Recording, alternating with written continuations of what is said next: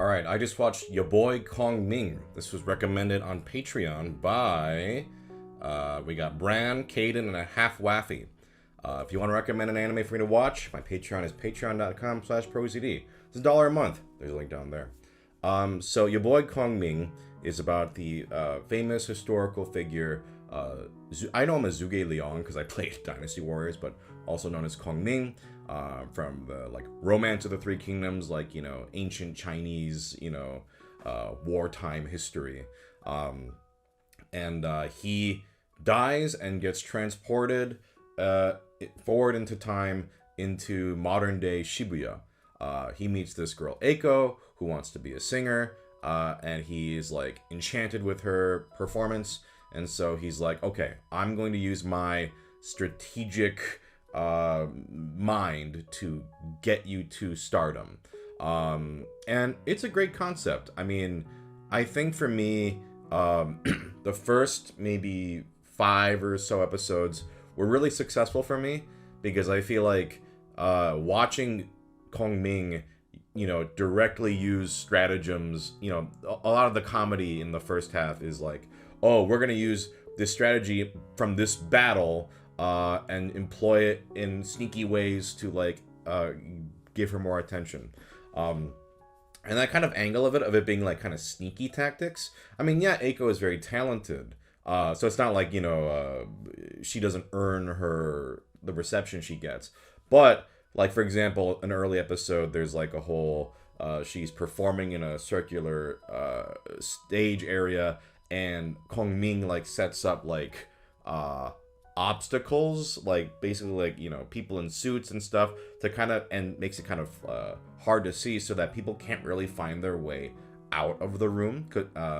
And that's kind of a funny, sneaky strategy to get them to stay and listen to her. This is where I felt like the show was at its best, and I was really enjoying it. I was like, okay, here we go. And then the second half, I'll be frank, kind of lost me. So something I'm realizing there's a couple things. One, for example, I reviewed Spy Family on my Patreon. And in Spy Family, when the Spy Family is not on screen, I'm like, where's the Spy Family? I'm here to see the Spy Family. I feel that way about not Free Run the anime, but Free Run the manga, which I'm curious to see how that season will go. When Free Run's not there, I'm like, where's Free Run? I don't care about what is going on. And so Kongming, I think, is a very entertaining presence in the show. He's the best part. But then it starts to focus on other things, and I felt it all kind of felt a little surface level to me. It didn't feel like it was given enough time to warrant it. And I know this is based off a manga, and so I'm realizing that this is kind of I love Journal with Witch, but Journal with Witch has the same problem, in that in the first half it focuses on these characters, and then it starts to branch off to these other characters that aren't given enough time, or it feels kind of half-baked. Kongming, it's the exact same thing. But what do I like? I think that first half, those episodes are really fun. Animation looks good. Its PA works. The singing is quite good. They got some very talented singers to sing the songs. When it was just the owner of the club, who's this Romance of the Three Kingdoms nerd, and Kongming and Eiko, I was kind of digging it. And then they start to introduce characters, and so from this point onward, I'll kind of talk about, a little more, not spoilery stuff, but stuff that happens later on. They focus on characters there's this rapper kid who, was really successful, but he has this anxiety, and then he just feels, overwhelmed by, having to maintain that success, and he maybe kind of feels the resentment of, people, oh, he's always winning or whatever. And it was okay. Again, it tackles themes that are not uninteresting in theory, but it kind of is a little simple. It doesn't, I don't know, I just wasn't really engrossed in that. He and Kongming do have a rap battle, and that part is pretty great. But that whole storyline and character I thought was fine. And then the second half really focuses on there's this rival group, Azalea, and this girl, Nanami. Azalea's whole deal is that, oh, they're like the super corporate, like they started out as this, high school band who just were very passionate, and then they get kind of like taken in by this manager who's like, we're going to do every corporate trick in the book, and we're going to sort of suck the soul out of this to make you successful. Which, again, is not a terrible thing. I think that's kind of interesting. And then Eiko meets her, and then, like, they, like, really get along with each other. And then Eiko kind of, like, shows her, hey, like, she rekindles her sort of passion for music. Which is also not bad.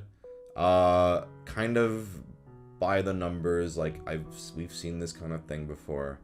I just was kind of whelmed with the second half with these two storylines that I felt like if given more time, like if this were, and this is something that we run into with like 12, 13 episode shows.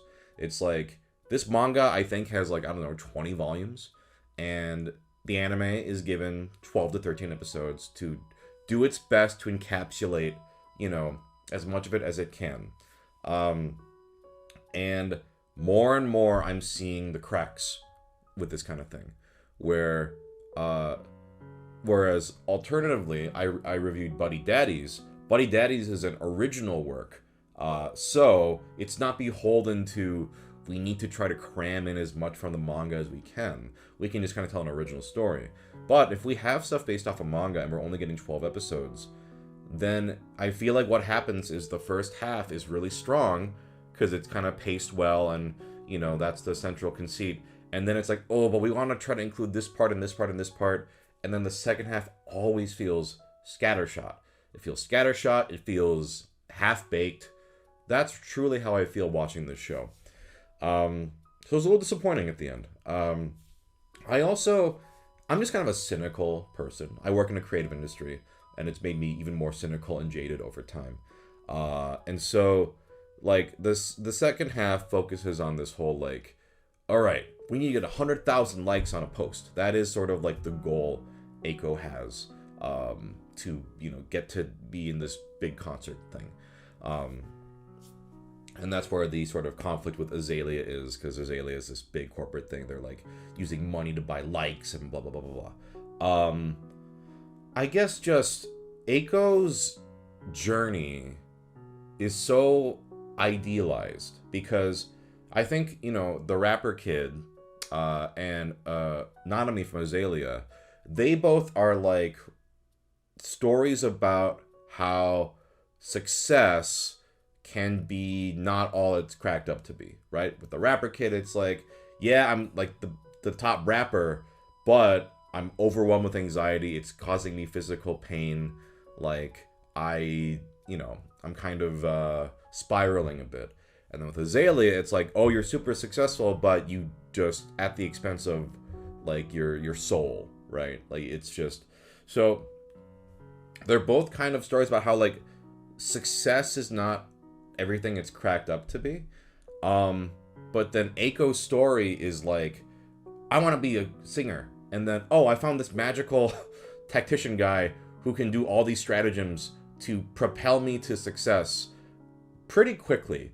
And so her whole like song about like follow your dream, it's like, yeah, because you didn't really have to do anything. Like, yeah, you worked at your craft and you are, got to a level where you're good. But speaking as someone in a creative industry, talent is not everything, unfortunately. You wish it was that way in any creative industry, that talent alone will be what gets you to be successful. But there's so much bullshit and like luck and so many factors out of your control. Which is why Kongming using his stratagems to like cleverly boost her is fun to watch. But then when it switches to like this inspirational show about, oh, Eiko's following her dreams and she's singing about following her dreams, and now they're inspired. It's like, well, yeah, I'm sure I don't know. I guess you could be like, oh, it's they're reminding them of like, you know, what they used to be like, I guess. But it just rings hollow for me because Eiko doesn't really have to go through a whole lot. She has this little hurdle where she's like, oh, I feel like I don't have my own voice. Like this producer character is like, yeah, listen, I'm not gonna produce this song unless you show me you have your own voice. But then she just kind of sings with Nanami and goes, oh yeah, I'm inspired by Nanami. All right, I can sing now. I have my own voice now.